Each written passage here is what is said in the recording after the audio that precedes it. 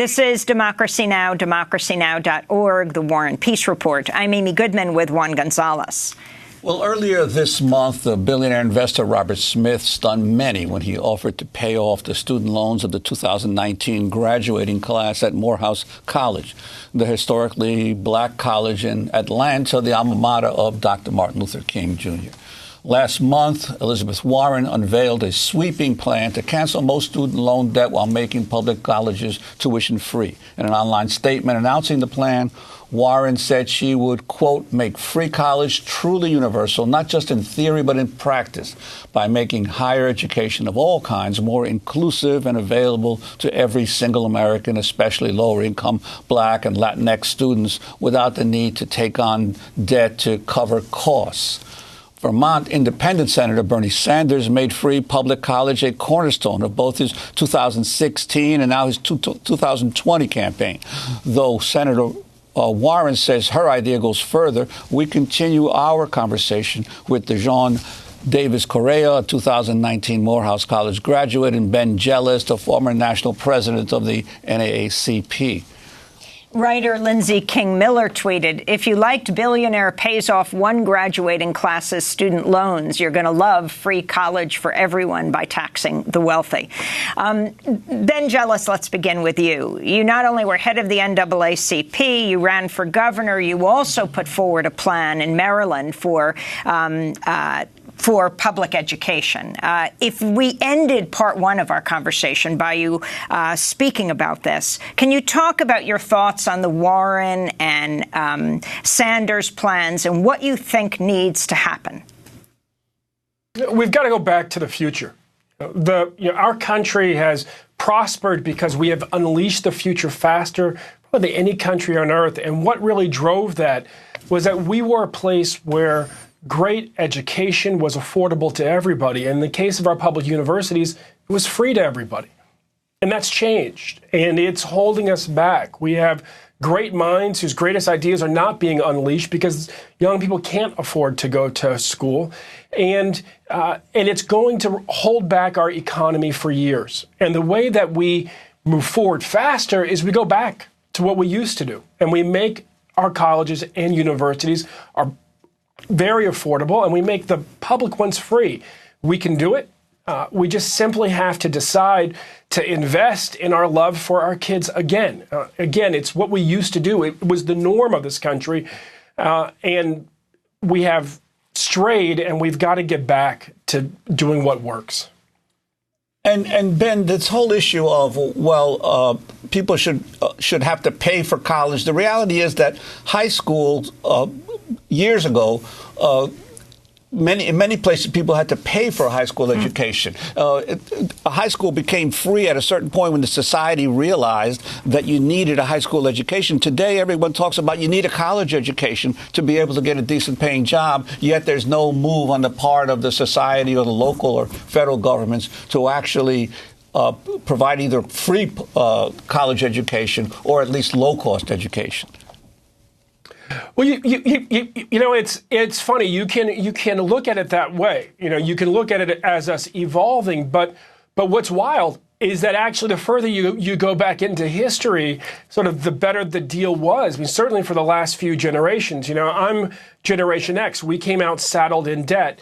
Jean, is I guess a millennial. They're even in more debt. But when I ran for governor, my running mate was a baby boomer who had moved to the state because the University of Maryland was almost free. And if you go a generation or so before her, my grandfather, when he went to the University of Maryland School of Law, all of his fees were like $200.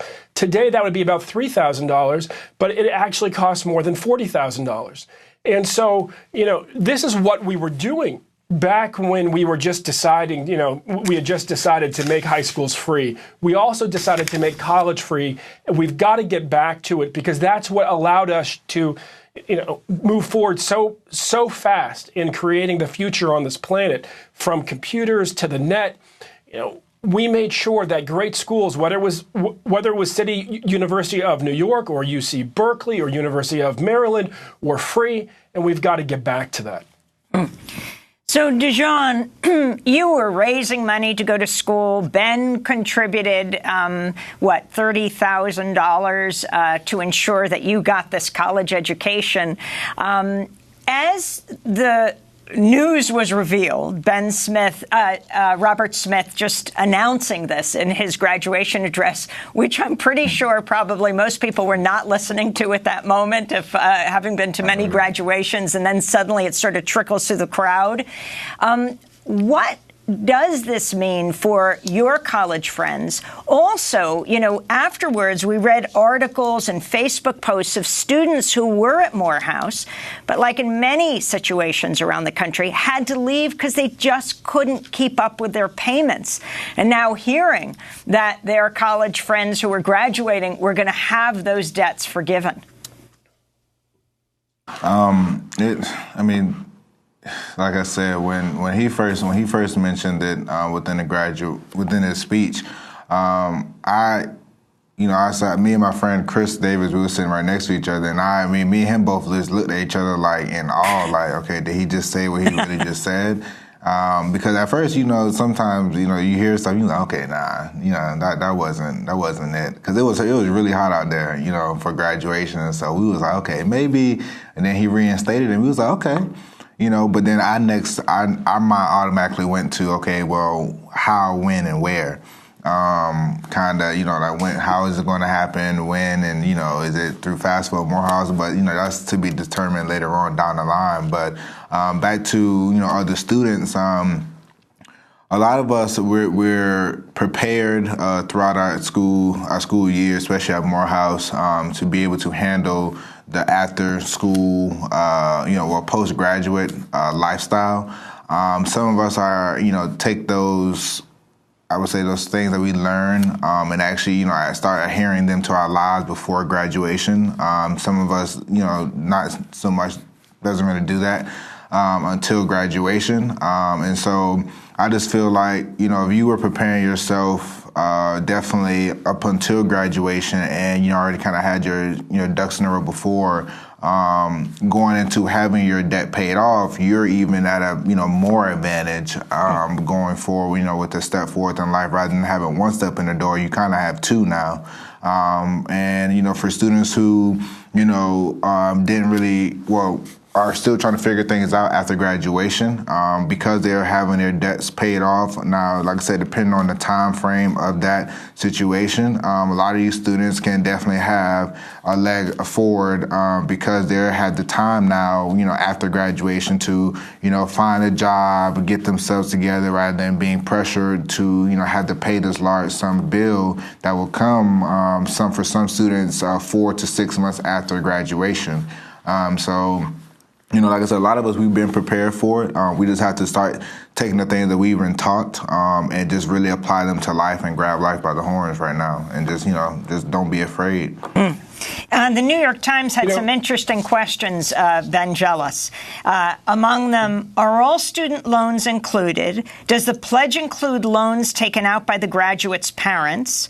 What about gifts from home equity loans? Expected to run well into the millions of dollars, the pledge will not benefit those who never made it to graduation because their crushing debts forced them to withdraw before they earned a degree. Your thoughts on what this means, and in your case, sure. Where you help out as a dear friend, do you get helped out, bailed out as well? No, of course not. And I think, look, the most important thing here is the way that it's going to change these young people's lives, and the way that it's going to change our country and even the local economy. What you'll see in the short term is that these young people are able to pursue their dreams. What you'll see in the midterm is that they will buy homes sooner, they'll buy new cars sooner than peers who are still saddled in debt. And what you'll see long term is that these graduates will go on to do great things of their own, even great acts of charity. What this needs to inspire all of us to do is to take a moment and to look at how we spend money in this country, how we spend our public dollars, and to recognize that what's being done for this one class, we could do for the entire country. If we just got our priorities straight, if we stopped investing so much in mass incarceration, And we got back to the values that made our country great and actually invest in the public, invest our public dollars in making sure that all of our young people can go to college and graduate and come out debt-free. And so what Mr. Smith did is huge for this class, but it also sends a huge message to our country that we've got to get our priorities straight again. You were speaking right at the end of part one about the difference between private and state schools, Ben. Yeah, when you, how do I say this? When public university tuitions go up, private university tuition goes up even more. And so when you have a private school like Morehouse, one of the ways that you ultimately make sure that their tuition gets in line with what people can actually afford is to make sure that the public universities get back to being tuition free. We have to make sure that our young people can afford to go to school. It also means, quite frankly, that we have to look at Pell Grants and how we increase them and ultimately how we lower the debt burden on young people at all universities. But it starts with having our public universities be tuition free once more. Well, we want to thank you both very much for being with us. I know, Dijon, you have to race off to work as an engineer. The new graduate from Morehouse College, 2019, Dijon Davis-Correia, thanks so much for joining us from Baltimore. And Ben Jealous, former national president of the NAACP, gubernatorial candidate in Maryland. Ben, your thoughts on the man who beat you, Larry Hogan, possibly taking on President Trump within the Republican Party, running for president? Look, Larry Hogan's a real competitor. He should take on Trump. Trump needs real competition. With that said, I have a feeling Larry Hogan might be trying to just raise his profile so he can run for Senate, and I would not support him for that. Will you run for Senate? It's a long way from now. I'm just building my tech firm back in Baltimore, out here in San Francisco, trying to get that all going. Well, thank you so much to both of you for being with us, Ben Jealous and Dijon Davis-Correia. This is Democracy Now! To see part one, go to democracynow.org. I'm Amy Goodman with Juan Gonzalez. Thanks so much for joining us.